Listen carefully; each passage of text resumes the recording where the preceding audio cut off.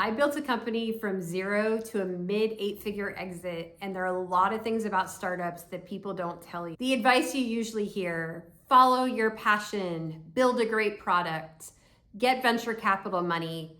A lot of that is actually very wrong. In this video, I'm going to share 10 brutal truths about startups that I wish I had known before I had started. Some of these would have saved me years, and one of them, in fact, almost tanked the company in its first year. The first brutal truth is this: your idea doesn't matter nearly as much as you think it does. You've come up with this fabulous plan, this incredible idea. You are just exploding with excitement.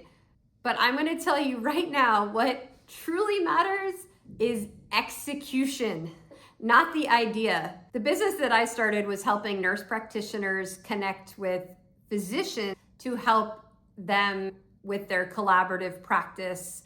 And it was very interesting. I'm a family physician, and at first, when the company began, I interviewed, vetted all of the physicians we brought on to our platform personally. And I have to be honest, the majority of them said, I had this idea. I thought to do this sort of connection and matchmaking. I just never did it. And that's the whole point. They never did it. So you can have a fabulous idea. Many of us do, but it's the teeny, tiny minority of people who are going to actually execute on it and execute on it well. The second brutal truth is that startups require persistence more than brilliance. So I don't have an MBA. I was a very sort of average student in high school and college. I did get into medical school, which was fabulous, but it was not because of my stellar MCATs or high grade point average. It was for other factors, many of which were related to me being a persistent sort of person. The way I operate is, if something has got to get done, I will do everything and spend every waking moment on it until it happens. And even if there are many setbacks and obstacles. One example of this from starting my company, I was talking to a lot of nurse practitioners, taking discovery calls.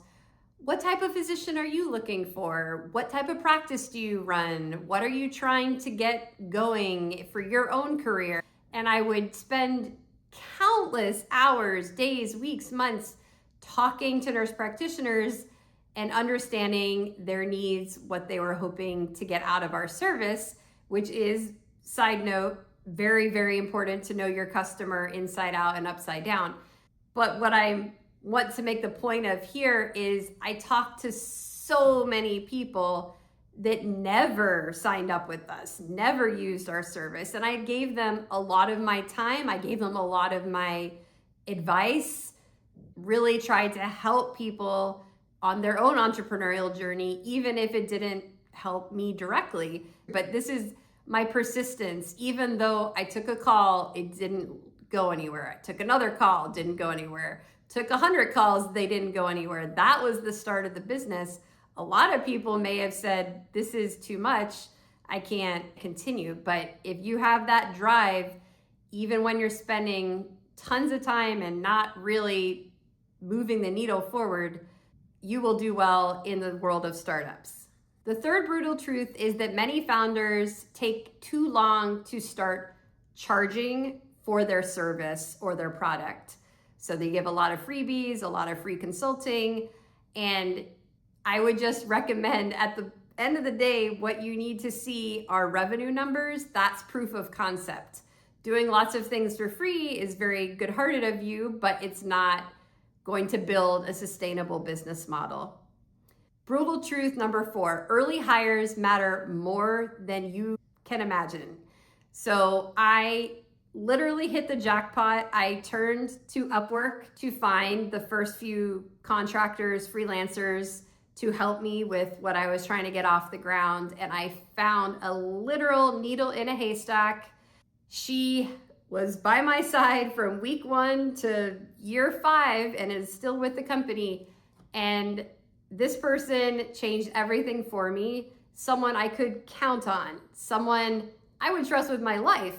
But this is a stranger I met on Upwork. So I know I really got lucky. I had many, many hundreds of other hires on Upwork.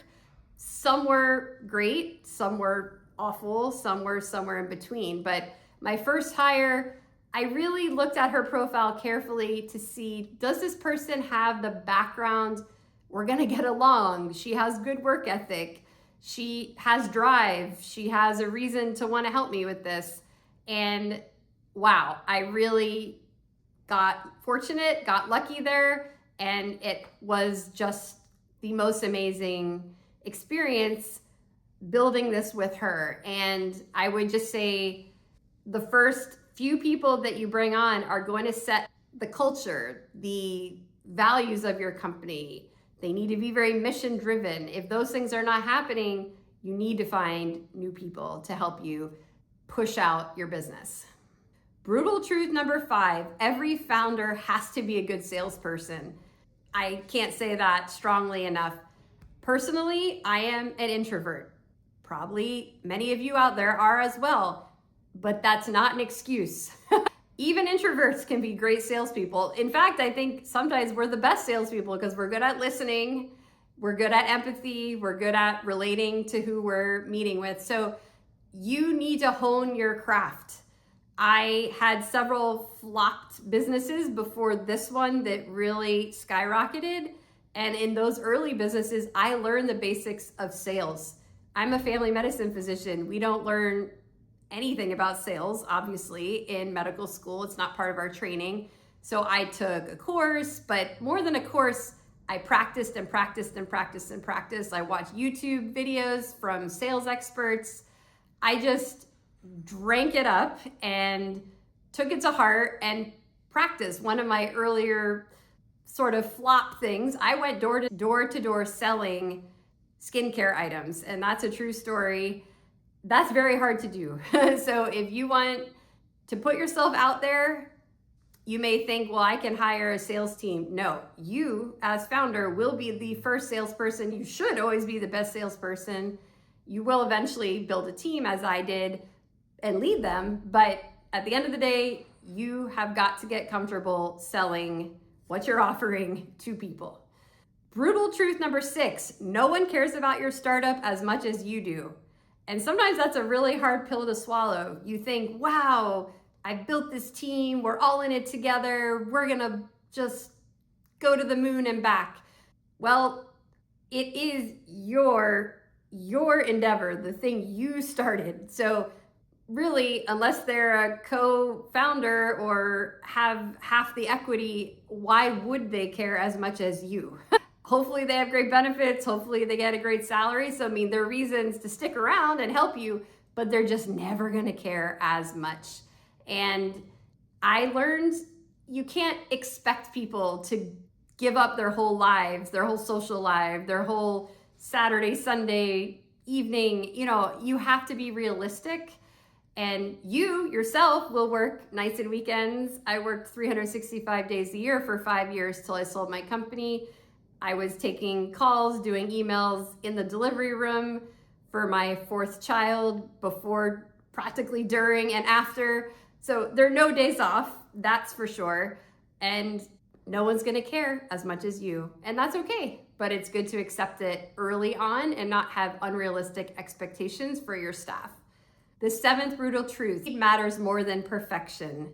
So this is the 80-20 rule on steroids. You just have to get stuff done, get stuff moving. It does not have to be picture perfect in every little which way.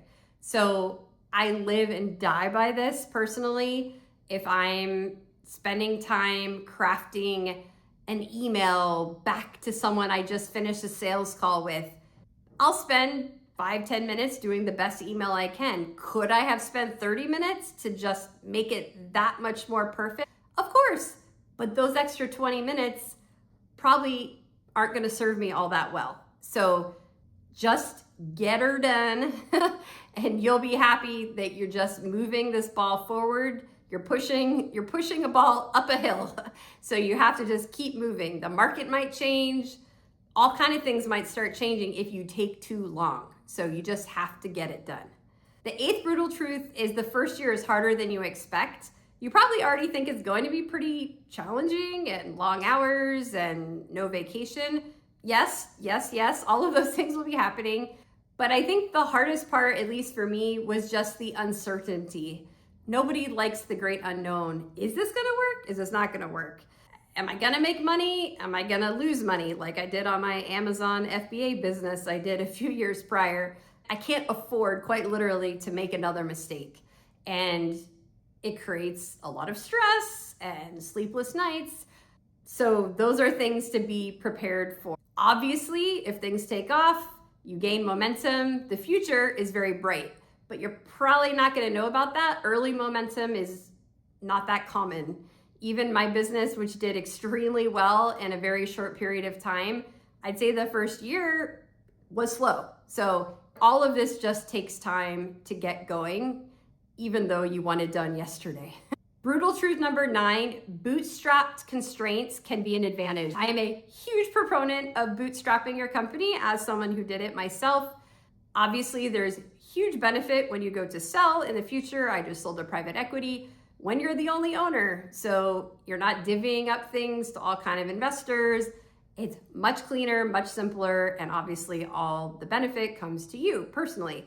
So that's all the positive, but there actually are other positives. You're paying a lot more attention to what you're spending money on.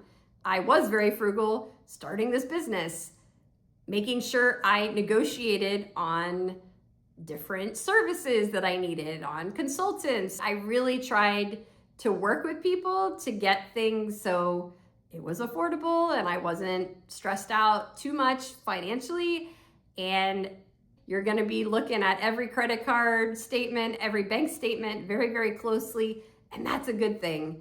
When we'd have one of our few staff members leave, I would quickly turn off all the little services they had, each costing, $2 to $10 each, but they don't need Loom, let's turn it off. They don't need Slack, let's get them off of it. So keeping an eye open for those things. And brutal truth number 10, you cannot delegate what you don't understand. And that was something I wasn't expecting. I'd read a lot of business books that said, delegate, delegate, delegate. That's the key to building a successful, scalable business. Well, in reality, I learned every little teeny tiny bit of my business, from bookkeeping to HR to contracts to marketing to social media to selling to anything financial. I learned it. I was not super tech forward when I started the company. By the end, I'm setting up the back end of websites and SEO, meta tags, and all kinds of things. So truthfully, you will be drinking from a fire hose, learning a lot, and enjoy the ride. You're gonna have so many transferable skills at the end, even if your startup is a flop. Some of my earlier on startups didn't work out, but I learned a heck of a lot from them. And going through that is the only reason I had success with my last company to the level and degree that I did. Startups are incredibly hard, but also one of the most exciting journeys you could ever take. And if you understand these truths early on, you'll be far ahead of most founders.